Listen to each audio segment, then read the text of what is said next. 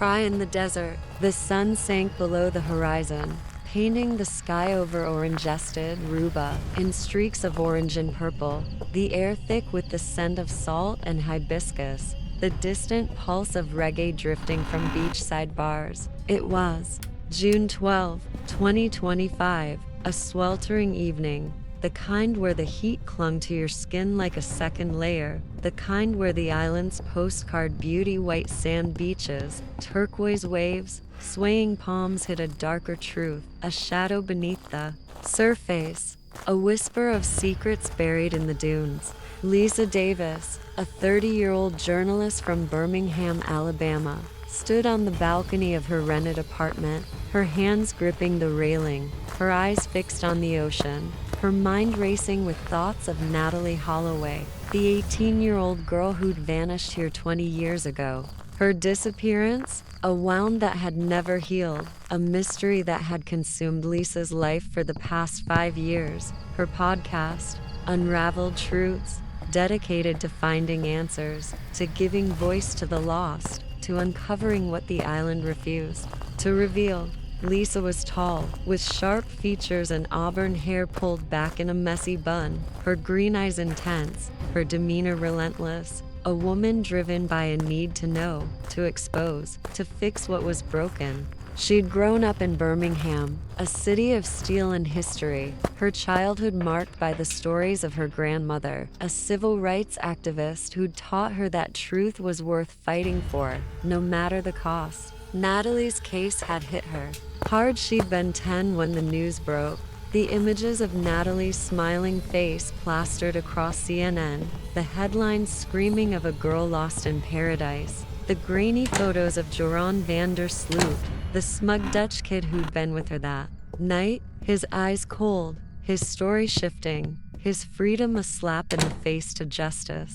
Lisa had followed the case through college, through her early journalism career, through the late nights scrolling X posts, reading FBI files, watching interviews with Natalie's mother, Beth, her voice cracking as she begged for answers. In 2023, when Joran confessed to killing Natalie, crushing her head with a cinder block on the beach, dumping her body in the sea, Lisa felt a surge of rage. Not relief, because there was no body, no conviction, no closure, just his words, his smirk, his life still his own, while Natalie's was gone, her family shattered, her story unfinished. Lisa had arrived on Aruba a week ago, her backpack stuffed with notebooks, her laptop loaded with research, her determination a fire that burned hotter than the Caribbean sun. She wasn't alone. Her cinematographer, 28-year-old Kevin Lloyd, a weary guy from Atlanta with a shaved head, a goatee, and a habit of cracking jokes to hide his nerves, had come with her,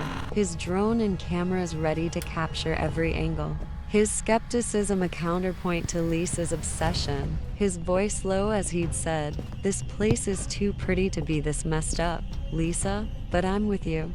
They'd hired a local guide, 40-year-old Miguel Torres, a grizzled Araban with sun-weathered skin and eyes that held too many secrets, a man who'd grown up on the island, who'd known Joran's family, who'd heard the whispers about that night, about the parties, about the deals, about the shadows that moved in the dark. His voice rough as he'd warned, "Be careful, Sierra. Aruba doesn't like questions." They'd set up base in a small apartment overlooking California Lighthouse, their plan to spend 2 weeks retracing Natalie's steps, interviewing locals, digging into old police reports, chasing leads that had gone cold, their goal to find something, anything that could bring the truth to light, that could give Natalie's story an ending, that could silence the screams that haunted Lisa's dreams.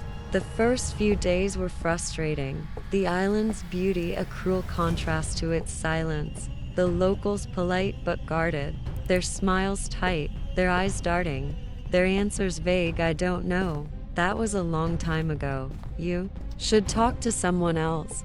Lisa visited Carlos Sancherly's, the nightclub where Natalie was last seen, its neon lights still flashing, its dance floor packed, its walls echoing with laughter. But the bartender, a young woman named Carla, froze when Lisa mentioned Natalie, her voice low. People don't talk about her. It's bad luck. Kevin filmed the beach where Jerron claimed he'd left Natalie. The sand smooth, the waves gentle, the drone capturing the expanse. But Lisa felt a chill, a heaviness, a sense that the ground itself held secrets, that the sea was watching, that the island knew more than it said.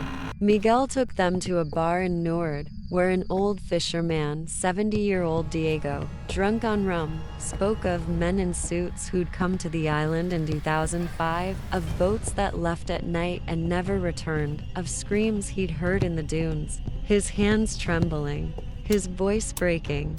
The girl wasn't the only one. There were others, always others. Lisa recorded every word, her heart pounding, her mind racing, her questions piling up. Who were these men? What did they want? What had they done to Natalie? On the fifth night, things turned. Lisa woke to a noise, a scrape, a thud, a shadow, moving past her window, her apartment door ajar, her notebook missing, her laptop untouched but open to a blank screen, the air cold, the scent of salt and something sour, something wrong. She found a note slipped under the door, scrawled in red ink, "Stop digging, leave." Kevin checked the security camera he'd set up outside, his face paling, his voice low. "There's nothing, Lisa. No one on the footage. Just static." Miguel arrived, his eyes dark, his voice urgent. "This is how it starts. They know you're here. They don't like outsiders." He told them about the rumors, the stories that had circulated after Natalie's disappearance. Stories of a network, a group that operated in the shadows, that used the island as a hub, that dealt in more than drugs, that took girls, that sold them, that silenced anyone who got too close. His voice low. Jerron wasn't alone. He was a kid, a pawn. The real players were higher up. They still are. Lisa felt a surge of fear, not just for herself, but for Kevin, for Miguel, for the truth she was chasing. A truth that was bigger, darker, uglier than she'd imagined. A truth that could swallow them all. The next day, they drove to Savaneta, a quiet coastal town where Natalie's hotel had been. The Palm Beach resort now a faded relic, its paint peeling, its pool empty, its staff new, their memories short, their answers rehearsed. Lisa found a maid, 55-year-old Rosa, who'd worked there in 2005, her hands trembling as she spoke. "I saw her, the blonde girl, with that boy, Jerron." They were laughing, but there was another man, older, in a suit, watching them. "I never saw him again, but I heard things, screams, later, in the dunes, after she was gone." Rosa crossed herself, her voice a whisper. "Don't go to the desert, Ciarita. It's not safe." Lisa pressed her, but Rosa clammed up, her eyes darting, her hands clutching a rosary, her fear. A wall that Lisa couldn't breach. Kevin filmed the dunes, his drone sweeping over the sand, the cacti, the rocks, the emptiness, the footage capturing something, a flash, a shadow, a shape that wasn't right, a figure that moved fast, that vanished when he zoomed in, his voice shaking. "What the hell was that, Lisa? What was that?" That night, Lisa couldn't sleep, her mind replaying Rosa's words, Diego's story, Miguel's warning, the note, the shadow, the screams that haunted her dreams, screams that weren't hers, screams that were Natalie's, screams that were real, that were here, that were now. She stepped outside, the air warm, the stars bright, the desert stretching beyond the town, its silence heavy, its darkness alive, its secrets close. She walked to the dunes, her flashlight flickering, her heart pounding, her footsteps soft, the sand shifting, the air humming, a low, electric buzz that made her skin crawl. That made her ears ring, that made her stop, her beam catching something, a ribbon, pink, faded, caught on a cactus, its edges frayed, its color the same as the one Natalie had worn in a photo from that night, a photo Lisa had seen 1,000 times, a photo that lived in her mind, a photo that was proof a photo that was a warning, a photo that was a scream. She reached for it, her hand trembling, the hum louder, the air colder, the shadows moving, the sand shifting, the ribbon slipping, the ground opening, a hand grabbing her wrist, a hand that wasn't human, a hand that was cold, a hand that was strong, a hand that pulled, its voice a hiss. "You shouldn't be here," she screamed, the sound swallowed by the desert, the hand gone, the ribbon gone, the shadows gone, her flashlight dead, her body shaking, her mind racing, her voice raw as she stumbled back, her phone buzzing, a text from an unknown number. "You were warned."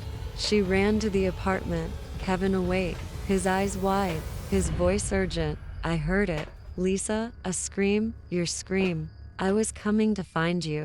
What happened?" She told him, her words tumbling, her hands trembling, her fear real, her determination stronger, her resolve a fire that burned hotter than the desert sun, her voice steady. "We're not leaving. We're finding her." Miguel arrived, his face grim, his voice low. "You found something, didn't you? You've stirred them up. They'll come for you now." He told them about the dunes, about the stories, about the girls who'd vanished before Natalie, about the boats, about the men, about the money, about the blood, his voice breaking. "They don't just take them, they break them, they sell them, they kill them, and they never stop."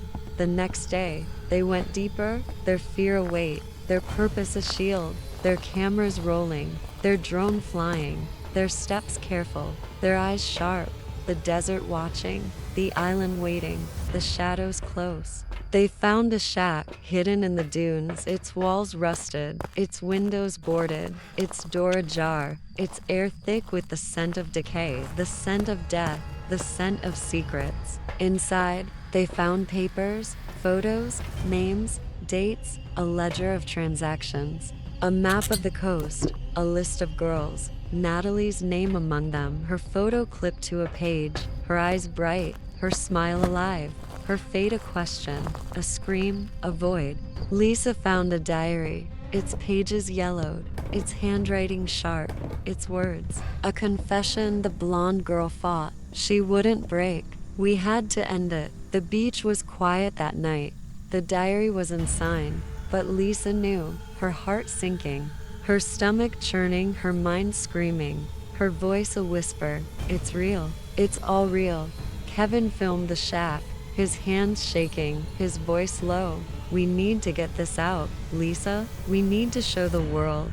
But Miguel froze, his eyes wide, his voice urgent. "They're here." They heard it, then a hum, a roar, a scream, the sound of engines, the sound of footsteps, the sound of voices, the shadows moving, the figures closing in, their masks white, their eyes dark, their hands armed, their intent clear. Lisa grabbed the diary, the photos, the ledger, her heart pounding, her body moving, her voice sharp.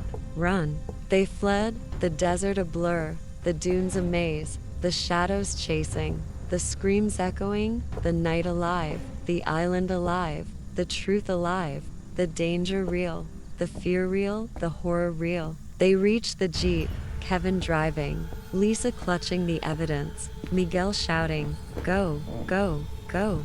The masks followed, their trucks roaring, their lights blinding, their shots ringing the desert. A battlefield, the island, a trap, the truth, a target, the scream, a warning, the scream, a memory, the scream, Natalie's, the scream, theirs, the scream, eternal. They made it to or ingested, their bodies trembling, their minds shattered, their evidence intact, their story untold, the island behind them, its beauty a lie, its secrets a weight, its shadows a threat, its screams a promise.